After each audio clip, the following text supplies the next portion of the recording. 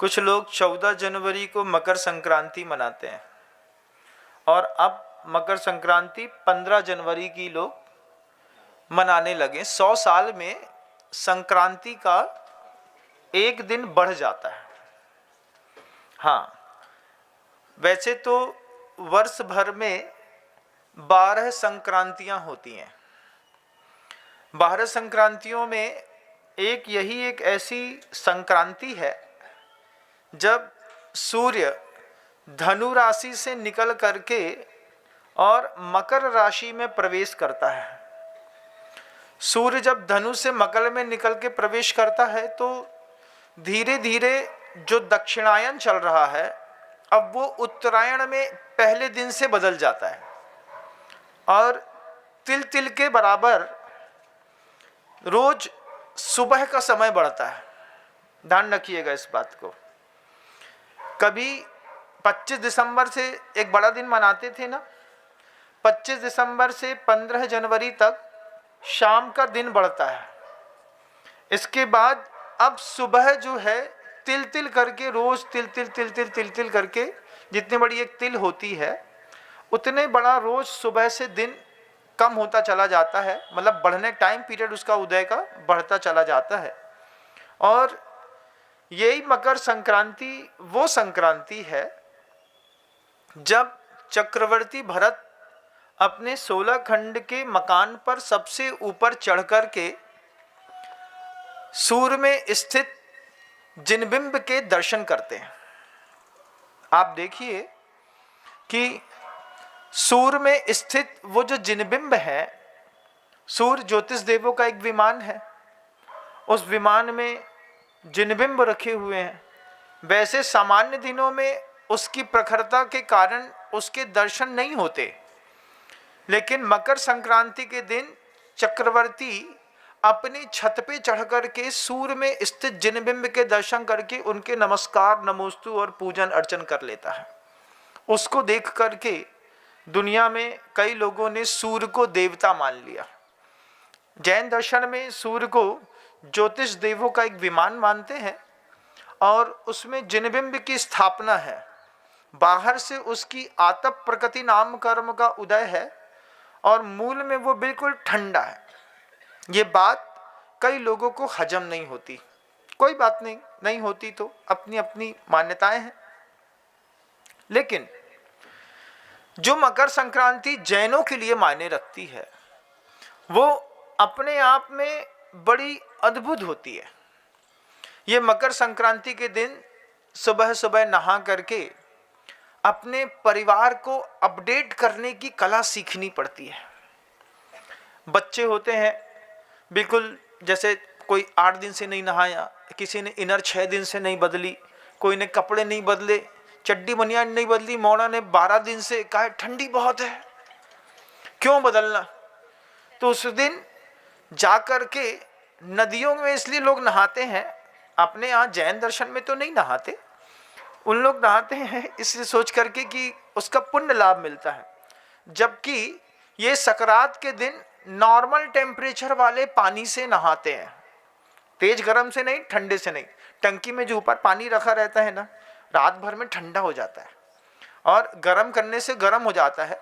तो normal temperature के पानी से जितने भी उल्टे सीधे घर के मोड़ा मोड़ी रहे थे, जिनने मोजा नहीं बदले, गंधारे मोजा, रात में जूते ही पहन के सो गए, तो इन सबको हिलाया जाता है। उठो, सकरात लग गई है, आज चक्रवर्ती भरत ने उत्सव मनाया होगा, भावपूर्ण वंदना करी होगी, अर्घ चढ़ाया होगा, पूजा करी होगी तीर्थंकर परमेष्टियों की, अनंतानंद सिद्ध परमेष्टियों की। आज अपन भी मंदिर चलते हैं। जब ये वो विशेष दिन जब चक्रवर्ती वहां पर पूजन अर्चन अभिषेक दर्शन कर लेता है, तो फिर घर में जो सोते हुए चक्रवर्ती हैं आपके, जो ये सोते हुए चक्रवर्ती हैं, कुछ पटरानियां बनेंगी आगे चल के, वे पटरानियां भी सोती हुई हैं, उनसे बोलो मंदिर चले जाओ तो चिड़चिड़ा के बोला था तुम ही चली जाओ, हमें नहीं जाना है। ऐसी बेटियां होंगी ना, उनकी चिंता हो रही होगी, भगवान जोन घर में जा है वही घर में तहलका मचा है, कछु आज जात है नहीं है, लेकिन फिर भी मंदिर जाकर के भगवान से प्रार्थना करत हैं मोड़ा ऐसो मिले कि बिल्कुल हीरा, और लड़कियां हमारी जीरा। हीरा में जीरा लग जाए सो हमारी तो मोड़ी के भाग खुल गए। तो मोड़ियों से भी बोलना पड़ता है, बेटा उठो, सकरात लग गई है, आज का दिन है, संकल्प कर लो, रोज पूजन करेंगे।